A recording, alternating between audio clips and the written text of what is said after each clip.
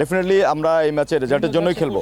আমরা এই ম্যাচে আমাদের রেজাল্ট পজিটিভ রেজাল্টের জন্যই খেলবো এবং আমাদের গেম প্ল্যানটা আমরা সেভাবে তৈরি করেছি। আপনারা দেখেছেন যে আমরা ব্রাজিলের সঙ্গে যে ফরমেশনে যে স্ট্র্যাটেজি খেলছি, আমার যে গেম প্ল্যান ছিল, হোপফুলি সেটা আর্জেন্টিনা এগেনস্টে ডিফারেন্ট হবে এবং আমরা আশা করি কোচিং প্যানেল যে আর্জেন্টিনা একটা সারপ্রাইজড হবে আমাদের নেক্সট ম্যাচ প্লেয়িং স্টাইলে।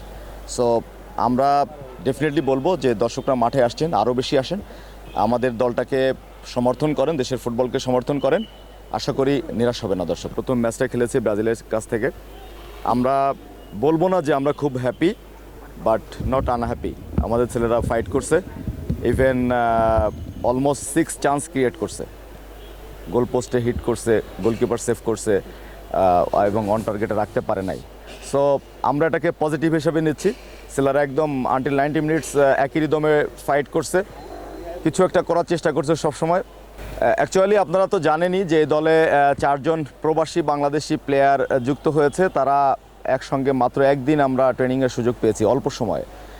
আমাদের এক্সপেকটেশনের থেকে দ্রুত তারা দলের সঙ্গে মানিয়ে নিয়েছে, আমরা সেটা পারফরমেন্সে মাঠে দেখতে পেয়েছি এবং তারা একটা দল হিসেবে খেলার যা যা দরকার সব কিছুই তারা চেষ্টা করেছে এবং ম্যাচ টাইম টু টাইম যত বেশি ম্যাচ সামনের দিকে আসছে তত বেশি তারা দলের পক্ষে ভালো কিছু করার চেষ্টা করছে। সো আমরা হ্যাপি যে 90 মিনিটস পর্যন্ত আমাদের ছেলেরা ফাইট করছে একই রিদমে।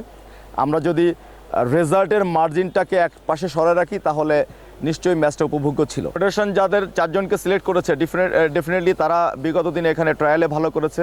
একটা ছেলে নতুন যুক্ত হয়েছে, ঈশান মালিক, একদম বাচ্চা ছেলে, আন্ডার 15। সো সেও ভালো করছে এবং ভালো করার চেষ্টা করছে সবসময়। আমরা ট্রেনিংয়ে তাকে যা দেখেছিলাম মাঠে তার থেকে ভালো সে করছে। আমি আশা করি এরা যদি রাইট ট্র্যাকে থাকে, রাইট ট্রেনিংয়ে থাকে, ফিউচারে এরা ভালো কিছু করবে এবং দেশের জন্য অনেক ভালো কিছু বয়ে আনবে বলে আমার বিশ্বাস। পার্থক্য তো ডেফিনেটলি আছে। যখন একটা ল্যাটিন টিমের সাথে খেলবেন তাদের সবথেকে বড় স্ট্রেংথ হচ্ছে, বিগেস্ট স্ট্রেংথ হচ্ছে তাদের টেকনিক্যালি তারা অনেক সাউন্ড এবং সেই সঙ্গে ট্যাকটিক্যালি। আমরা দেখছি যে এই ম্যাচে তাদের প্লেয়ার্সরা কী পরিমাণ পজিশন রোটেট করছে।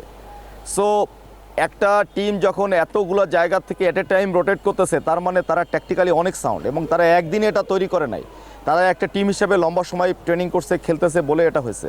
আর আপনি জানেন আমাদের এই টিমটা অনলি আমরা 2টা ট্রেনিং সেশন পেয়েছি, তার মধ্যে একটা সেশন পেয়েছি সবাইকে।